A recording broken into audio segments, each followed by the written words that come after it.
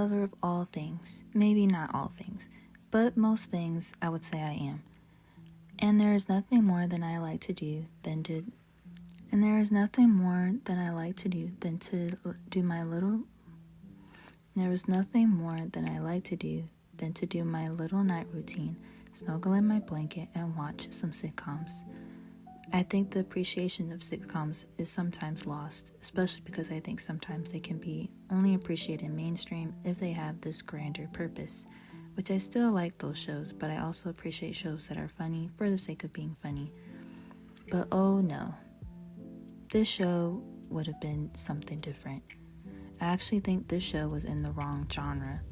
South Central was a show that debuted on Fox in 1994. It follows a single mother who is raising her 3 children following the of her eldest son due to gang violence. She gets laid off early in the series and gets a job at a supermarket. The show also had a lot of big names early on in their careers. In this scene alone, there is Clifton Powell and would soon be known to become Jennifer Lopez. The show also has Lorenz Tate, who up until this point was a child actor and was booked in roles for shows like Amen. He was also in a show called The Royal Family, which had people like Red Fox, Della Reese, and Naya Rivera. And just 1 year before this show came out, he was in the teen cult film Menace to Society. Watching this show for the first time, I honestly thought this show was a sequel to Menace to Society, given he had the same hair. But it's not. This show also had Maya Campbell, who was in the House, and, in my opinion, the superior 17 again. Tasha Scott, who was in Kiss Shot and Snoops.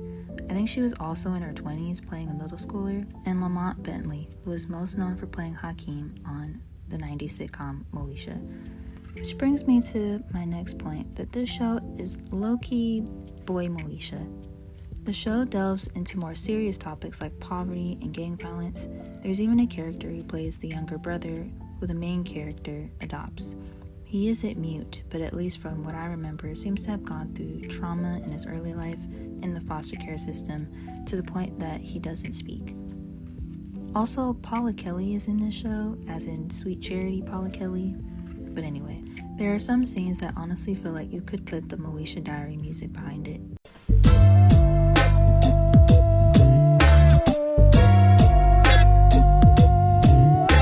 I actually had to find this out because it was bothering me how some scenes felt like it could have been B-roll from Moesha when they're going through Lamont Park, and I found out that this man is actually responsible for this. This show also had writers like Mara Brock-Akil and Gina Prince Brightwood, who also, prior to Love and Basketball, made this TV special, which also gives the same vibe. But in all seriousness, with everything I just described, you might be wondering, how is this a comedy when nothing about what I just described is funny?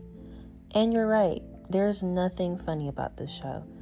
And I know I said I like to watch comfort shows, but this show also isn't that much comforting either. It fell under the comedy genre because of the 30-minute slot and because of the laugh track that made me feel like I shouldn't be laughing. The show follows the main character basically trying to deter her son from having the same fate as her eldest son. He's trying to step away from it, and through a mentorship, he actually gets closer to Maya Campbell's character, but still has to face the ghosts of his brother's past, as well as his own actions. The daughter is also caught in the middle of this. Her mom's attention is divided between the eldest son and the younger son she adopted, so she often feels neglected. It's a lot going on. My blanket kept getting tighter and tighter as I watched this series. I actually like when the show delves into more serious topics, and I think the laugh track hinders it. I also think had this show been on UPN a few years later, or even just been an hour-long drama series, I think it would have lasted longer and then probably got the flowers it deserved later on. This show had amazing writing, and I often wonder what it could have been like if it was longer, or if it had come out later. The show came alongside Rock, In Living Color, and Sinbad. South Central lasted for 1 season and lasted from April 5th from June 7th, 1994. All these other shows I mentioned were also canceled due to low ratings. The show's cancellation actually prompted Jesse Jackson to call for a boycott of the network due to perceived institutional racism, but Fox maintained it was only due to low ratings.